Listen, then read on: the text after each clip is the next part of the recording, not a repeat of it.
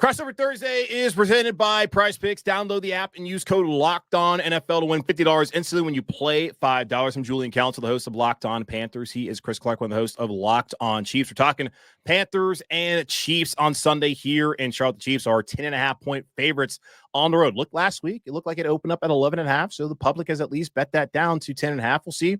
Maybe it gets down to 9.5 if the Panthers can find a way to shock the world. But looking at this game on Sunday, Kansas City, 3 things that they must do to win this game. Now, considering how well the Chiefs have played, they maybe only just need one thing, and Patrick Mahomes to be Patrick Mahomes. But you can give me 2 more things, Chris, that the Chiefs need to do in order to win this game on Sunday and maybe replace that first one, Mahomes being Mahomes.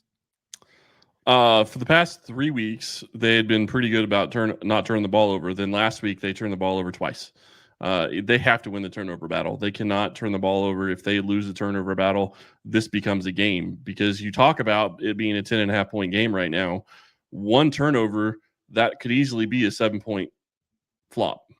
Yeah. It could be 14 if the Chiefs are right on the edge of scoring and then turn the ball over and the Panthers go get a touchdown. So they have to keep control of the ball, and I think that's something that Mahomes has to get better at. He has struggled this season. He's got 11 turnovers, 11 picks.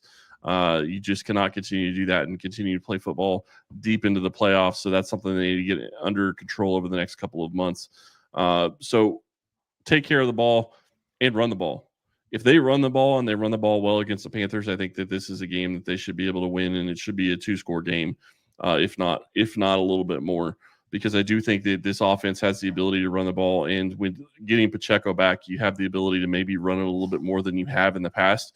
And you're going to have 2 guys that should be able to get out there and have legs underneath them to be able to run the ball effectively. So I think that those could be 2 big keys in this game.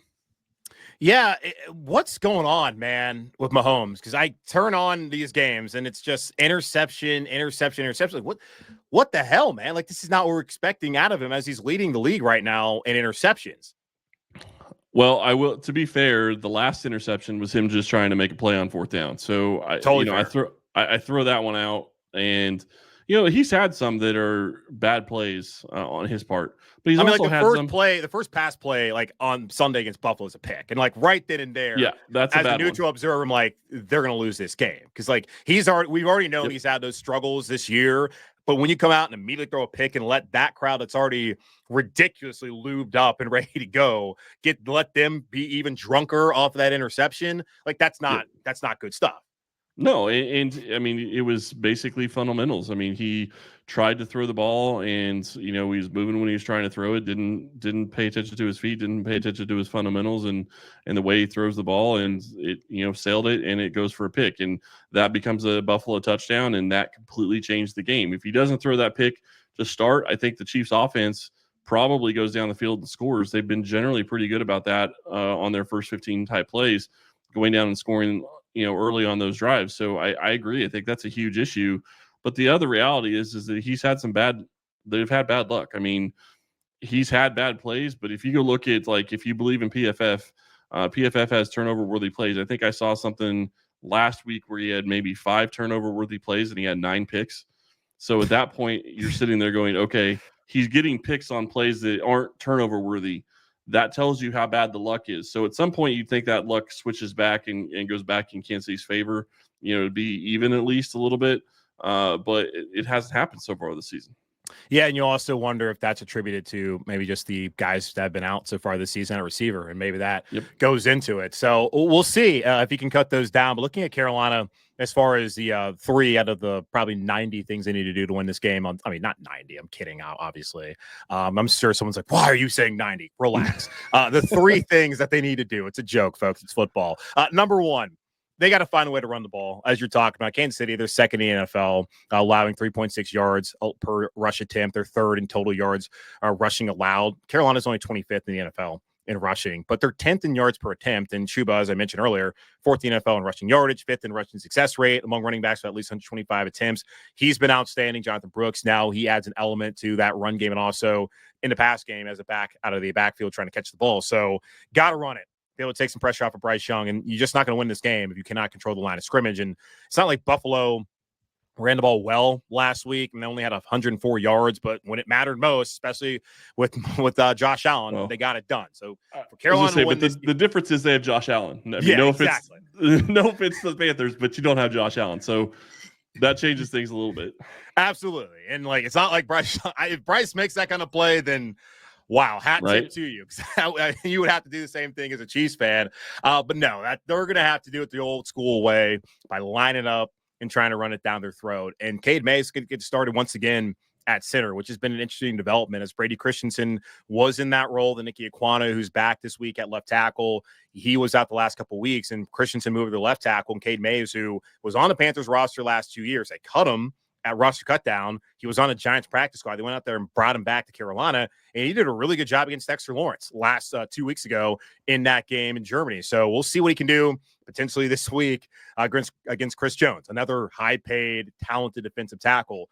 Second thing I got to do, got to cut it loose, man. Like Bryce Young is the last in the NFL in adjusted yards gained per pass attempt at 4.14. And just to add some context to it, the next closest player is Deshaun Watson at 5.12. So that's nearly a full yard more per pass attempt. And Andy Dalton, by the way, hasn't been much better when he's played. He's 33rd out of 36 quarterbacks qualifying according to Pro Football Reference at 5.37. Dave Canales admitted earlier this week that he has not allowed Bryce Young the opportunity to throw the ball down the field as much as maybe he should have, and he's got to do a better job. He's taking accountability, and you're not going to beat the Chiefs by just trying to straight up run the ball if you don't even try to open up the pass game and throw it down the field. And I looked at it. So 4 receivers last week for Buffalo had 20-plus yard receptions. First time it's happened for Kansas City this season that they've allowed that. Panthers, shockingly, twice this year, they've had 4 different receivers have 20-plus yard receptions. That was against the Raiders in their win, and then the blowout loss against Chicago. So they got to cut it loose, open up things offensively to have any sort of chance. And then we talked about this a moment ago. They got to force and take advantage of Patrick Mahomes' mistakes, whether it's been on Mahomes or just bad luck. He's turned the ball over. 11 interceptions this season, but it's only the 9th worst interception percentage in the league. And the opponents have turned 4 of those interceptions into touchdowns and 3 of them into field goals. So last week, Buffalo cast that into a touchdown. Carolina has to do that if they're going to win this game. They're healthier in the secondary. They got DJ Wonnum back.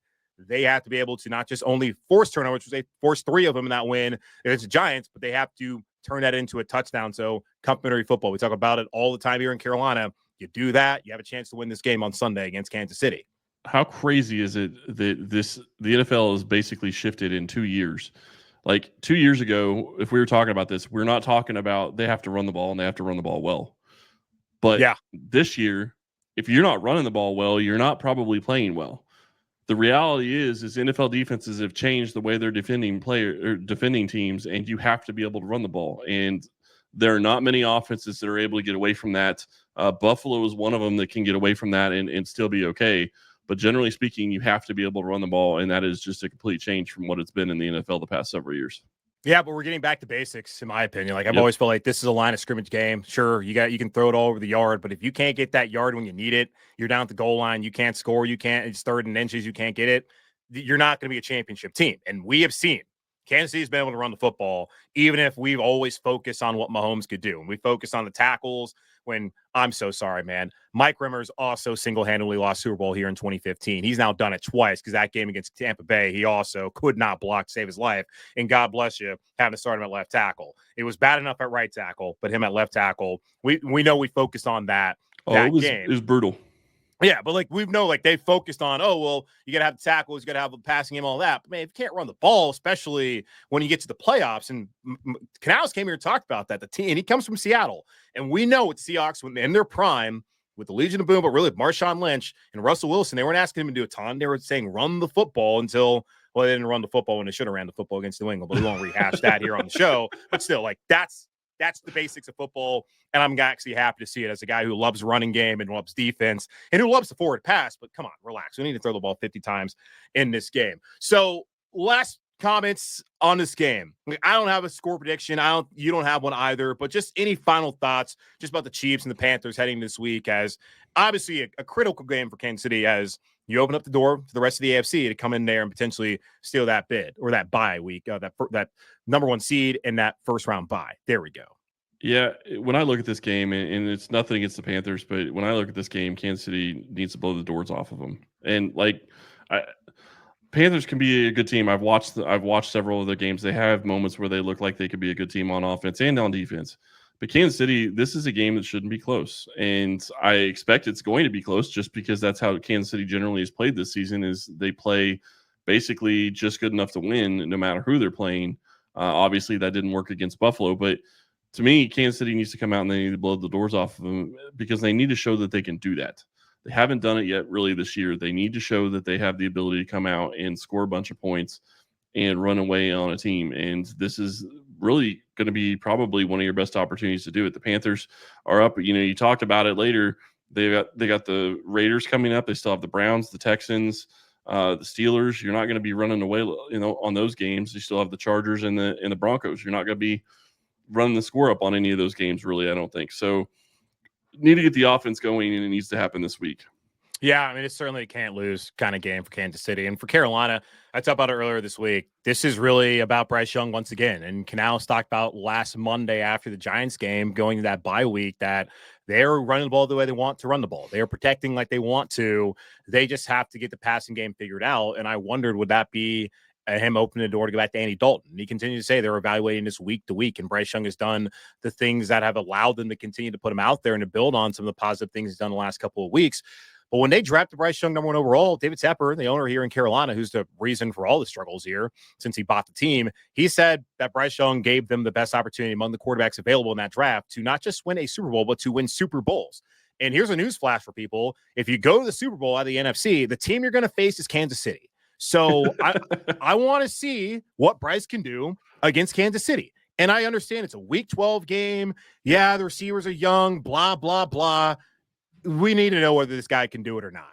And if he can go out there and if he can spin it around and look more like that Bama Bryce, then that shows you, okay, potentially this could be the guy. One of the biggest matchups that we haven't even talked about in this game could be Spagnuolo versus Bryce Young. Spagnuolo has eaten young quarterbacks alive at times, and so that is going to be a key in this game. Is can he get to Bryce Young and can he make him do things that Bryce doesn't think? Can he fool Bryce is really going to be the question. If he can fool him into turning the ball over or making bad decisions, even if it doesn't turn into a turnover, that could be huge in this game as well. Yeah, I mean, great point. Like, these are not the stakes that you're going to have to overcome and face in the playoffs and potentially in a Super Bowl if they ever get there with Bryce Young. But these are the kind of teams and the kind of coaches and players you're going to have to go up against. You're going to have to overcome if you ever want to hoist the Lombardi. So I'm looking at that.